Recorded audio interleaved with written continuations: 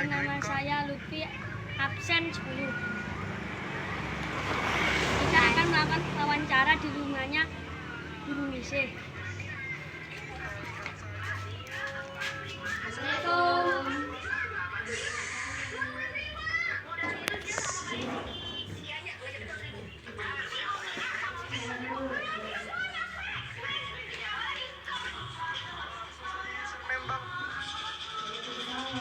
Langsung saja username.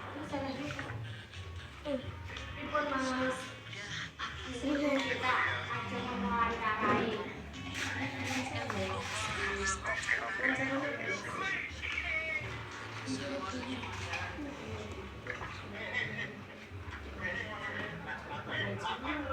Di video apa?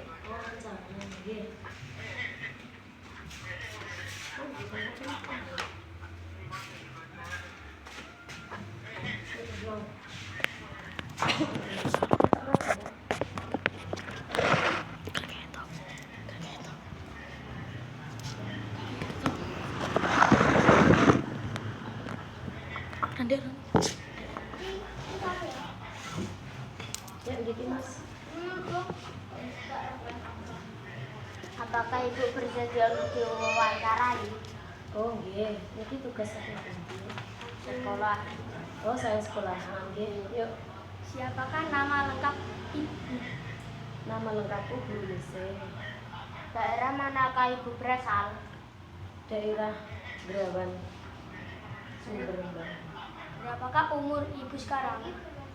Umurku 35 tahun, Mas. Apa hobi Ibu sehari-hari? Hobiku menyanyi dan terutama ya mencari kesibukan buat buket. Hobi itu, hobi dan bekerja. Sejak kapan Ibu mengalami profesi sebagai guru? Sudah 7 tahun yang lalu. Dulu disambi di kantor, gitaris. Kalau sonten niku pulang di TPG. Apakah Ibu sebelumnya memiliki cita-cita sebagai guru?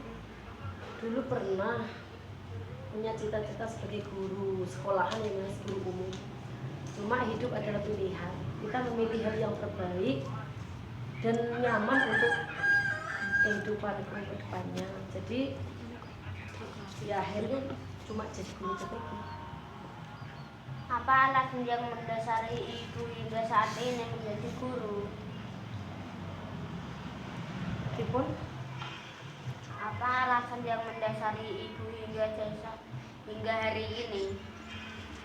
Alasan ulangi Mas pertanyaannya. Apa alasan yang mendasari Ibu hingga saat ini menjadi guru?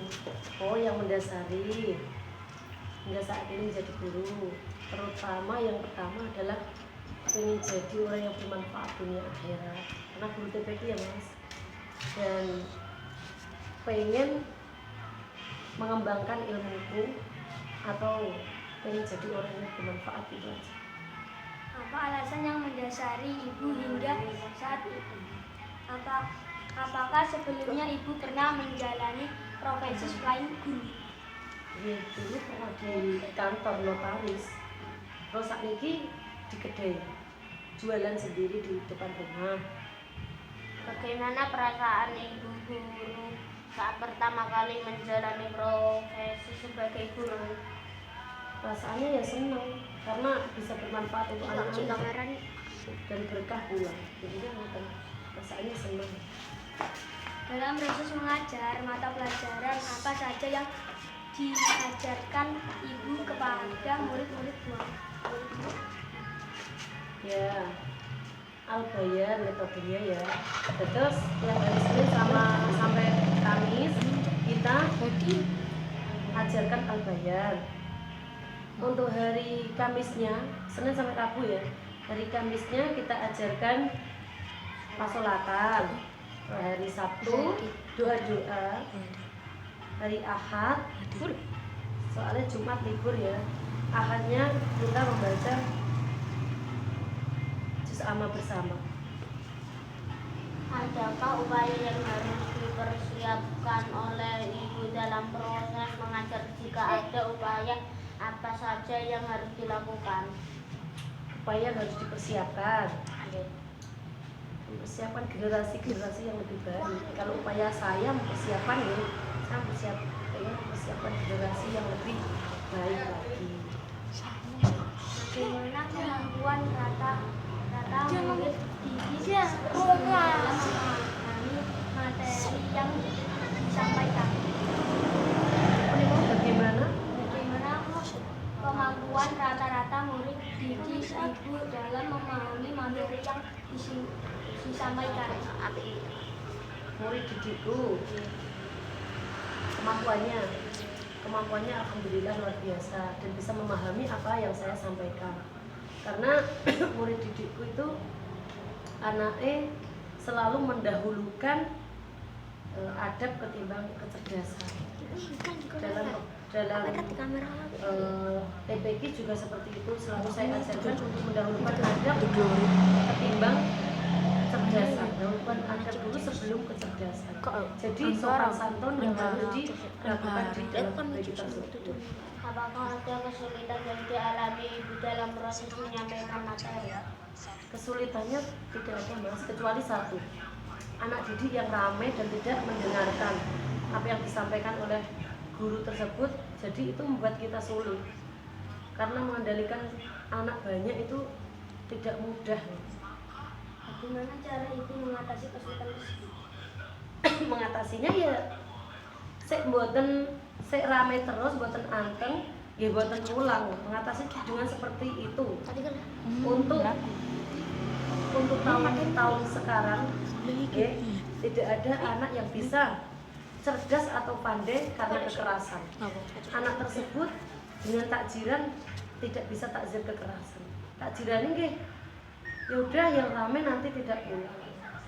Nanti kalau waktu berdoa kok ada yang masih rame, ya udah berdoa kiamba, berdoa sendiri. Jadi anak itu merasa jerah tanpa dikerasi. Apakah ada perubahan dan kemajuan yang signifikan terhadap murid didik selama ibu mengajar di sekolah TPQ? Perubahannya alhamdulillah. Semula anak belum tahu huruf hijaiyah, sekarang sudah huruf hijaiyah, sudah tahu, sudah hafal, dan sekarang sudah jilid 2. Ini untuk kelas 2 ya. Terus semula anak jilid 2 pun belum tahu huruf gandeng, karena kita terapkan untuk mendidik anak dengan cara pendengaran. Meskipun belum membaca huruf gandeng, belum bisa, tapi dengan pendengaran setiap sore kita lakukan membaca juz amma dengan hafalan. Kita hanya mengarahkan panjang pendek, tasjid dan lain sebagainya. Anak-anak semakin hafal, semakin bisa. Yang ketiga, anak-anak semakin tertib dan jujur. Ketika belum sholat, ditanya siapa yang belum sholat. Soalnya kalau kan sanjang, yang belum sholat jujur, matur tidak apa-apa, nanti dikasih waktu untuk sholat di masjid. Ya banyak anak yang jujur, ya bu ya. Jadi sekarang sudah diterapkan, ketika belum sholat dari rumah bisa sholat di masjid dahulu. Ketika sudah berdoa boleh sholat untuk meninggalkan kelas tersebut. Menurut ibu, bagaimana cara mengatur waktu yang baik antara belajar dan aktivitas lainnya? Mengatur waktu yang baik, sebenarnya soal waktu mas yang membuat susah, karena di jam-jam tersebut, jam 4 TPQ itu benar-benar waktu kalau berjualan di kedai itu sangat-sangat ramai. Tapi yang membuat saya susah cara mengaturnya itu ketika kami sudah berpakaian bagus, sudah rapi dan mau berangkat ke TPQ, ada orang pembeli dan kami tidak bisa menolak. Itu yang membuat kadang saya molor. Berangkatnya seharusnya jam 4 pas, jadi jam 4 lewat 5 menit, 10 menit itu. Dan sekarang saya terapkan bahwa saya harus menutup kedai tersebut terlebih dahulu sebelum saya beres-beres untuk ke TPQ. Itu atur waktunya. Apakah ibu memiliki rencana akan mengajar di TPQ lain? Tidak pernah punya rencana seperti itu, karena kami benar-benar ingin memperjuangkan desaku supaya menjadi desa yang lebih maju lagi. Anak didiknya, anak-anak yang masih di umur segitu emang memerlukan pendidikan yang luar biasa, apalagi di TPK. Satu pengalaman suka dan duka yang paling berkesan selama menjadi guru hingga saat ini.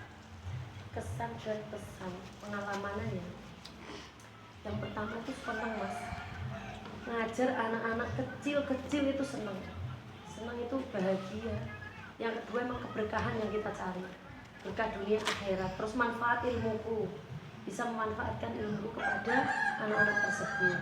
Yang susahnya ketika orang tua didik tersebut kita perjuangkan, benar-benar berjuang mati-matian di dalam TPK tersebut. Kami benar-benar mengayomi, benar-benar mendidik anak didikku, mengayomi, mendidik anak-anak tersebut bahwa orang tuanya tidak apa ya, boten konsekuensinya, maksudnya boten menderek, berjuang. Ayo sekarang di TPK kula sing ngajar, nanti pulang dari rumah habis maghrib lambuk yo dilatih meneh kersane besok itu kita nggak pusing karena mikir yo kok gak lancar-lancar sih, kenapa mas, kenapa. Jadi guru kerja keras karena orang tua itu nggak apa ya, nggak sama, maksudnya nggak searah dengan pikiran guru-guru TPK tersebut, maksudnya nggak searah. Oh mulai pengaji tak periksa nyampe mana ya, nyampe mana mas, anaknya ditanya ayo saiki disinauni besok di TPK ben uga ulangi meneh, gurunya gak pusing menjelaskan terus, soalnya namun 2 jam kadang 1 jam setengah ya kan. Tapi ada saran dari ibu untuk memastikan generasi selanjutnya dalam Gendel. profesi guru di zaman sekarang ini. Apakah ada saran dan Apakah ada saran dari ibu untuk memotivasi Damel tiang generasi berat. selanjutnya dalam Nggih.